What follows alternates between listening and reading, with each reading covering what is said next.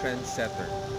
So, kahit gaano kahirap, kahit gaano kaliit, kahit gaano kabago, you have to start it. Kasi kung hindi mo gagawin, sinong gagawin? So, kunwari, may bago kang naisip na mabuting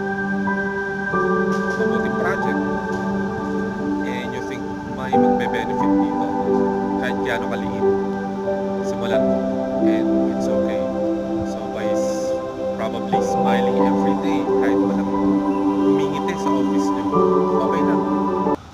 Or probably picking up a small trash na walang gumagawa sa inyo.